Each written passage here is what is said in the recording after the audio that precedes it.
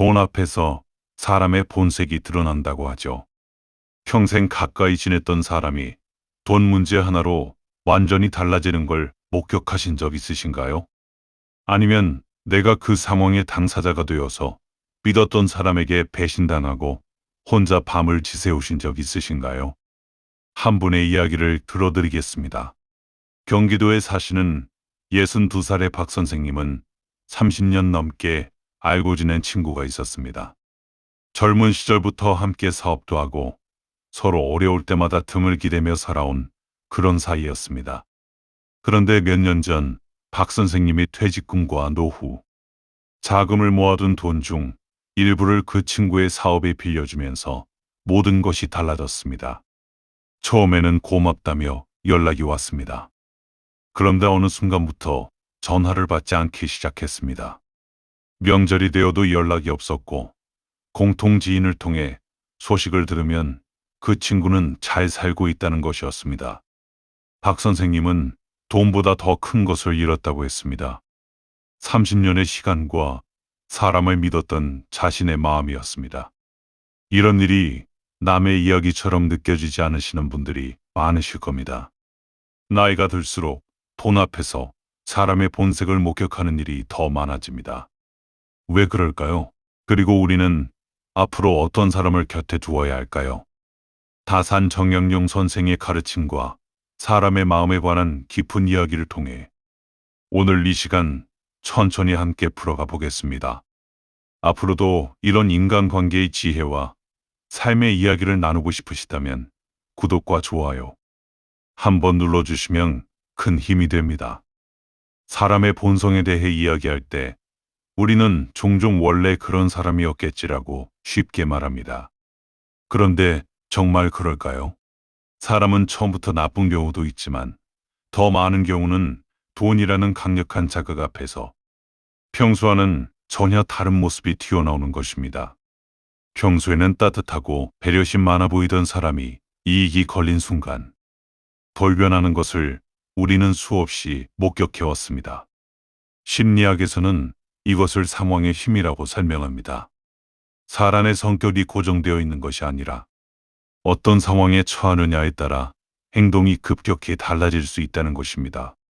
스탠퍼드 대학교의 심리학자 필립 짐바르도는 평범한 사람도 특정한 환경에 놓이면 전혀 다른 사람처럼 행동할 수 있다는 것을 실험을 통해 보여주었습니다. 돈은 그 상황 중에서도 특히 강력한 것입니다. 돈은 생존과 연결되어 있고 자존심과도 연결되어 있으며 권력과도 연결되어 있기 때문입니다. 그래서 돈이 개입되는 순간 사람의 내면 깊은 곳에 숨어있던 본성이 수면 위로 올라오는 것입니다. 다산 정영용 선생은 이렇게 말씀하셨습니다. 이익을 나눌 때 드러나는 사람의 태도를 보면 그 사람의 마음 그릇을 알 수 있다고. 정약용 선생은 유배지에서 수많은 사람들의 변심을 직접 경험하셨습니다. 한양에서 권세를 누릴 때 곁에 가득했던 사람들이 유배가 결정되자 하나둘 떠났습니다. 누군가는 등을 돌렸고 누군가는 아예 없던 사람처럼 굴었습니다. 그 경험 속에서 선생은 사람을 볼 때 세 가지 상황을 보라고 하셨습니다. 어려울 때 곁에 있는지, 이익 앞에서 어떻게 행동하는지, 그리고 상대방이 아무것도 줄 수 없을 때도 대하는 태도가 같은지, 이 세 가지를 보면 그 사람이 진짜인지 아닌지 알 수 있다고 하셨습니다. 노년에 접어들수록 이 기준이 더욱 중요해집니다. 젊을 때는 상처를 받아도 다시 일어설 시간이 있습니다. 관계를 새로 맺을 에너지도 있습니다. 그런데 50대, 60대를 지나면서 우리의 시간과 에너지는 한정됩니다. 그 소중한 시간을 어떤 사람과 보내느냐가 노년의 삶의 질을 결정짓습니다. 그래서 오늘 이야기는 단순한 처세술이 아닙니다. 남은 삶을 누구와 함께 할 것인가에 대한 아주 진지한 이야기입니다. 돈이 개입되는 순간 가장 먼저 드러나는 것이 있습니다. 바로 빌린 돈을 대하는 태도입니다. 같은 돈을 빌려도 어떤 사람은 빌린 순간부터 불편해하고 어떤 사람은 빌린 사실 자체를 잊은 듯이 편하게 굽니다. 이런 장면을 상상해 보십시오. 오랫동안 알고 지낸 두 지인에게 비슷한 시기에 각각 돈을 빌려준 사람이 있었습니다. 한 사람은 돈을 빌리러 오면서부터 미안한 기색이 역력했습니다. 꼭 갚겠다는 말을 여러 번 했고, 실제로 형편이 조금 나아지자 일부라도 먼저 갚겠다며 연락을 해왔습니다. 돈을 갚는 날에는 밥 한 끼를 사겠다며 자리를 만들었고, 그 이후로도 관계가 오히려 더 깊어졌습니다. 반면 다른 한 사람은 달랐습니다. 처음에는 사정을 털어놓으며 눈물까지 보였습니다. 그런데 돈을 받은 그날부터 뭔가 달라지기 시작했습니다. 연락이 뜸해졌습니다. 약속한 날짜가 지나도 먼저 이야기를 꺼내지 않았습니다. 조심스럽게 연락을 하면 곧 갚겠다는 말만 반복했고, 나중에는 아예 연락을 피하는 것이 느껴졌습니다. 돈을 빌려준 사람은 결국 돈도 잃고 사람도 잃었습니다. 왜 이런 차이가 생길까요? 심리학에서는 이것을 인지 부조화의 해소 방식 차이로 설명합니다. 누군가에게 신세를 지면 마음속에 불편함이 생깁니다. 이 불편함을 해소하는 방법은 두 가지입니다. 하나는 빌린 것을 갚아서 관계를 회복하는 것이고, 다른 하나는 빌려준 사람을 나쁜 사람으로 만들어버리는 것입니다. 돈을 받고 잠적하거나 연락을 피하는 사람들은 무의식적으로 두 번째 방법을 선택하는 경우가 많습니다. 상대방이 재촉하는 나쁜 사람이라고 스스로를 설득해버리는 것입니다. 그렇게 하면 자신의 죄책감을 줄일 수 있거든요. 정약용 선생은 돈 거래에 있어 아주 엄격한 원칙을 가지고 계셨습니다. 선생은 제자들에게 이렇게 가르치셨습니다.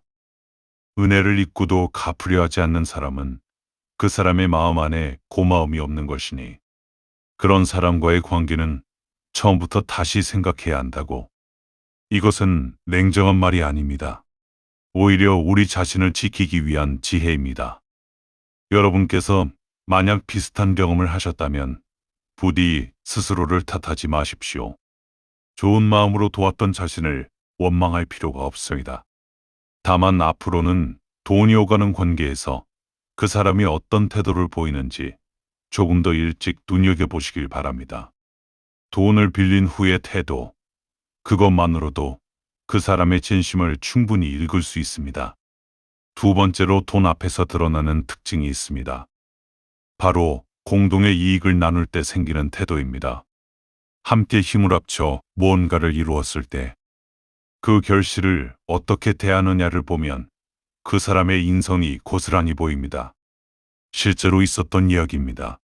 두 형제가 아버지로부터 작은 건물을 함께 상속받았습니다. 처음에는 사이좋게 관리하기로 했습니다. 그런데 세월이 흐르면서 건물의 가치가 올라가자 상황이 달라졌습니다. 형은 자신이 그동안 건물 관리에 더 많은 시간과 돈을 들였다며 지분을 더 요구하기 시작했습니다. 동생은 억울했습니다. 형이 관리를 더 맡은 것은 사실이지만 그것은 처음에 둘이 합의한 것이었고, 동생도 멀리서 임대료를 맞추고 비용을 반씩 나누었기 때문이었습니다. 결국 두 형제는 법적 분쟁까지 가게 되었고, 아버지가 물려준 건물은 팔리게 되었으며 형제 사이는 완전히 끊어졌습니다. 이런 이야기는 비단 형제 사이에서만 일어나는 것이 아닙니다.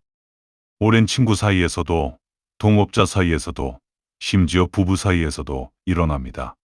공동의 것이 개인의 욕심과 만나는 순간 관계는 그 규열을 드러냅니다. 심리학에서는 이것을 자기기여 편향이라고 부릅니다. 사람은 누구나 공동의 결과에 대해 자신의 기여를 실제보다 크게 인식하는 경향이 있습니다. 연구에 따르면 함께 일한 두 사람에게 각자가 기여한 비율을 물어보면 두 사람의 수치를 합쳤을 때 거의 항상 100%를 훌쩍 넘는다고 합니다. 자신이 한 일은 더 잘 기억되고 상대방이 한 일은 희미하게 기억되기 때문입니다. 이것은 나쁜 사람이어서가 아닙니다. 인간 뇌의 본능적인 작동 방식입니다. 그러나 문제는 그 편향을 알면서도 조절하지 않는 사람입니다. 내가 더했다는 생각이 들 때 잠깐 멈추고 상대방의 입장에서 생각해보는 능력. 그것이 인격의 차이를 만듭니다. 정약용 선생은 목민심서에서 이렇게 말씀하셨습니다. 공범의 것을 사사로이 여기는 자는 반드시 그 끝이 좋지 않다고.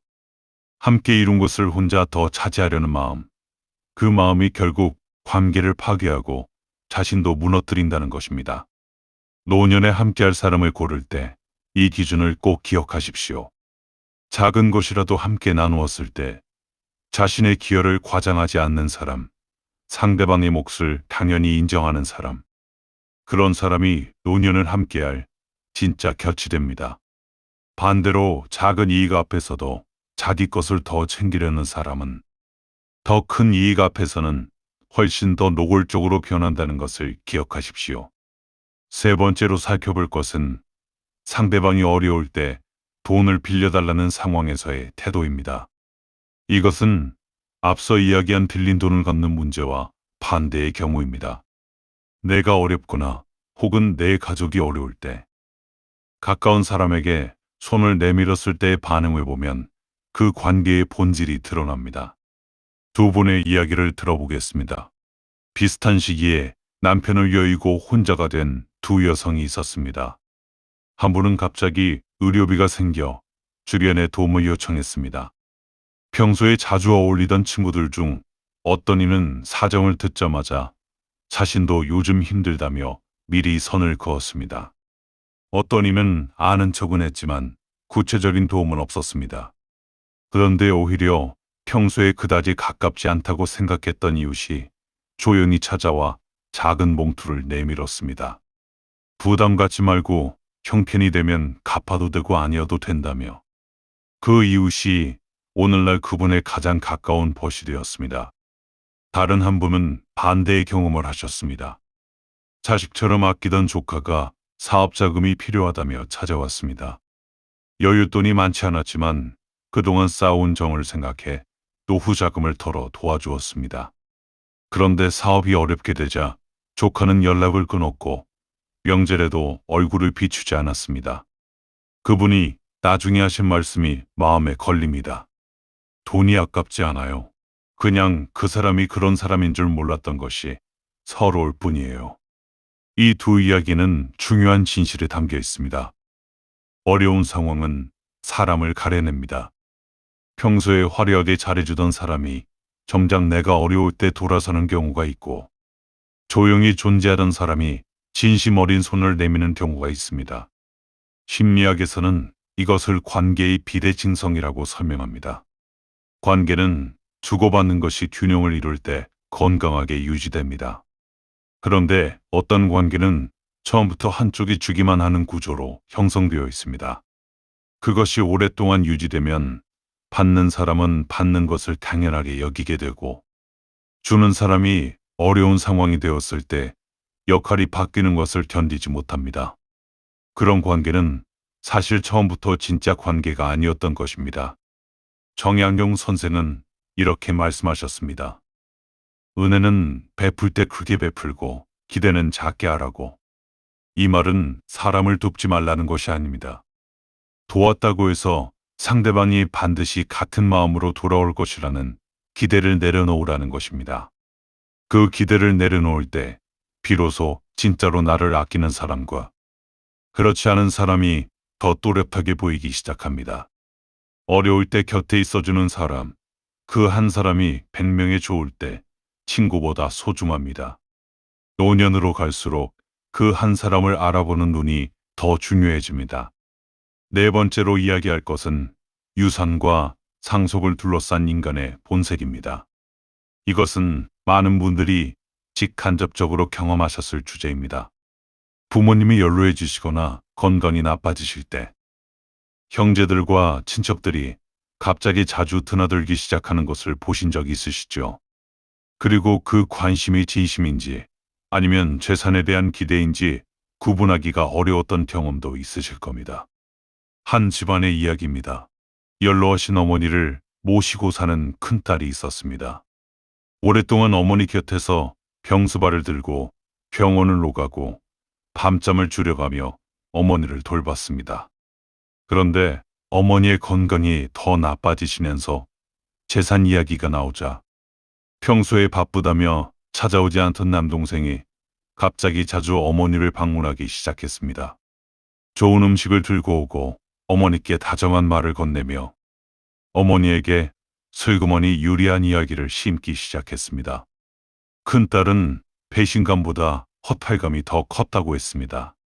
내가 이 사람을 잘못 봤구나 하는 그 허탈함이요. 이런 장면은 안타깝지만 드문 일이 아닙니다. 유산을 앞에 두고 달라지는 사람들을 우리는 너무나 많이 보아왔습니다. 왜 그럴까요? 심리학자들은 이것을 인센티브 현저성이라고 설명합니다. 인간의 뇌는 눈앞에 보이는 보상이 클수록 평소에 도덕적 기준을 내려놓는 경향이 있다고 합니다. 유산이라는 것은 매우 구체적이고 크게 느껴지는 보상이기 때문에 그 앞에서는 평소에 억눌려 있던 탐욕이 수면 위로 올라오는 것입니다. 이것은 꼭 나쁜 사람이어야만 일어나는 일이 아닙니다. 마음이 약한 사람, 욕심이 조금 더 많은 사람이라면 누구에게나 일어날 수 있는 일입니다. 정약용 선생은 자신의 자녀들에게 남긴 글에서 이렇게 말씀하셨습니다. 재물을 나눌 때 더 가지려는 욕심을 경계하라. 조금 덜 가지더라도 마음이 편한 삶이 훨씬 더 부유한 삶이다. 선생은 재물보다 마음의 평화를 더 높은 가치로 여기셨습니다. 그리고 재물 때문에 가족이 무너지는 것을 가장 큰 비극으로 보셨습니다. 여러분께서 만약 이런 상황에 처해 계시다면 혹은 앞으로 그런 일이 생길 수 있는 환경에 계시다면 미리 마음의 준비를 하시는 것이 좋습니다. 재산 문제는 아무리 가까운 사이라도 명확하게 해두는 것이 관계를 지키는 방법입니다. 애매하게 두는 것이 오히려 갈등의 씨앗이 됩니다. 그리고 재산보다 사람을 더 중요하게 여기는 사람인지, 재산 앞에서 갑자기 태도가 달라지는 사람인지를 차분히 살펴보십시오. 그 눈이 노년의 여러분을 지켜주는 가장 중요한 감각입니다. 다섯 번째로 살펴볼 것은 경제적으로 나보다 형편이 나아진 사람, 혹은 나빠진 사람이 관계에서 어떻게 달라지는가 하는 문제입니다. 우리 주변에서 이런 일은 참으로 자주 일어납니다. 비슷한 형편으로 살다가 한쪽이 갑자기 잘 되거나 혹은 어렵게 되면 관계가 그 변화를 그대로 반영합니다. 두 친구의 이야기입니다. 30년 지기 친구 둘이 있었습니다. 한 명은 사업에 성공해서 꽤 넉넉한 삶을 살게 되었고, 다른 한 명은 여전히 평범하게 살았습니다. 처음에는 잘된 친구가 더 자주 밥을 사고 여행도 같이 가고 그 관계가 유지되는 것 같았습니다. 그런데 조금씩 달라지기 시작했습니다. 잘된 친구는 대화 속에서 자주 돈 이야기를 했고 자신이 하는 투자나 소비 이야기를 자연스럽게 꺼냈습니다. 평범하게 사는 친구는 그 대화 속에서 점점 초라한 기분이 들었습니다. 그리고 어느 순간부터 스스로 연락을 줄이기 시작했습니다. 반대의 경우도 있습니다. 경제적으로 어려워진 친구가 있을 때 처음에는 걱정해주고 도와주려 하지만 시간이 지나면서 그 친구를 부담스럽게 느끼기 시작하는 경우입니다. 도움을 주다 보면 한이 없다는 생각, 내 삶도 챙겨야 한다는 생각. 그 마음은 이해할 수 있지만 그것이 어떤 방식으로 표현되느냐에 따라 상대방에게 깊은 상처를 남깁니다. 심리학에서는 이것을 사회적 비교 이론으로 설명합니다. 사람은 자신의 삶을 평가할 때 절대적인 기준이 아니라 주변 사람과의 비교를 통해 평가한다는 것입니다. 가까운 사람이 잘 되면 기뻐야 하는데 오히려 상대적인 박탈감을 느끼는 것은 이 때문입니다. 반대로 가까운 사람이 어려워지면 그 사람을 계속 가까이 하는 것이 자신의 자존감에 영향을 줄 수 있다는 무의식적인 두려움이 생기기도 합니다. 그러나 진짜 사람은 이 변화 앞에서도 흔들리지 않습니다. 상대방이 잘 되었을 때 진심으로 기뻐하고 어려워졌을 때 태도가 달라지지 않는 사람.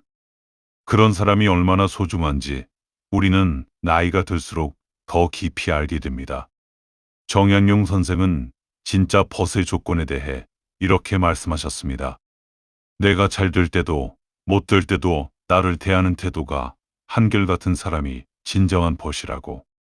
선생 자신도 권력을 잃고 유배를 떠난 후 진짜 벗이 누구인지를 뼈저리게 경험하셨습니다. 그 경험이 있었기에 그 말씀이 더 묵직하게 다가옵니다. 여러분 곁에 지금 그런 사람이 있으신가요? 내가 가진 것이 많든 적든, 건강하든 아프든 늘 같은 얼굴로 대해주는 사람. 그 사람이야말로 노년에 진심으로 붙들어야 할 소중한 인연입니다. 반대로 내가 가진 것이 단낮을 때마다 태도가 달라지는 사람은 아무리 오랜 인연이라도 서서히 거리를 두는 것이 나 자신을 지키는 길입니다. 이제 오늘 이야기를 천천히 마무리할 시간이 되었습니다. 돈 앞에서 사람의 본색이 드러난다는 것. 오늘 우리는 그 이야기를 5가지 장면을 통해 함께 들여다봤습니다. 빌린 돈을 갚는 태도에서, 함께 이룬 것을 나누는 방식에서, 내가 어려울 때 손을 내미는지 외면하는지에서, 유산을 앞에 두고 달라지는 모습에서, 그리고 경제적 상황이 바뀔 때 관계가 어떻게 변하는지에서 이 모든 것을 관통하는 하나의 진실이 있습니다. 돈은 사람을 바꾸는 것이 아닙니다. 돈은 원래 있던 것을 드러낼 뿐입니다. 그 사람 안에 탐욕이 있었다면 돈 앞에서 탐욕이 보이고, 그 사람 안에 따뜻함이 있었다면 돈 앞에서도 따뜻함이 보입니다. 우리가 배신당했다고 느끼는 것은 사실 그 사람이 변한 것이 아니라 그 사람의 진짜 모습을 뒤늦게 보게 된 것일 수 있습니다. 그것을 인정하는 것이 처음에는 더 아프지만 그 아픔을 통과해야만 우리는 더 현명해질 수 있습니다. 그리고 이 이야기를 들으면서 마음 한켠이 쓰라린 분들도 계실 겁니다. 이미 그런 일을 겪으신 분들, 믿었던 사람에게 돈으로 상처를 받으신 분들, 그 상처는 단순히 돈을 잃은 것보다 훨씬 더 깊습니다. 믿음을 잃은 것이고, 관계를 잃은 것이고, 그 시간을 함께한 기억마저 흔들리는 고통이기 때문입니다. 그런 분들께 정약용 선생의 마지막 가르침을 전해드리고 싶습니다. 선생은 오랜 유배 생활을 마치고 고향으로 돌아오면서 이렇게 말씀하셨습니다. 나를 떠난 사람을 원망하는 시간에 아직 곁에 있는 사람을 더 깊이 아끼라고. 그리고 무엇보다 그 어떤 상황에서도 스스로에 대한 존중을 잃지 말라고. 누군가에게 상처를 받았을 때 우리는 종종 자신을 탓합니다. 왜 그 사람을 믿었을까? 내가 어리석었나 하고. 그런데 생각해 보십시오. 사람을 믿을 수 있는 마음, 도움을 줄 수 있는 따뜻함, 그것은 결코 약점이 아닙니다.